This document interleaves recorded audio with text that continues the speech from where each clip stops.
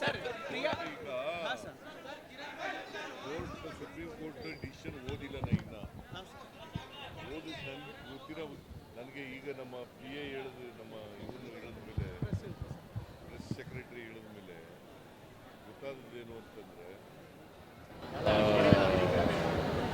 counting recounting ಮಾಡಬೇಕು ಮತ್ತು ಲಕೋಟಿನಲ್ಲಿ ನಮಗೆ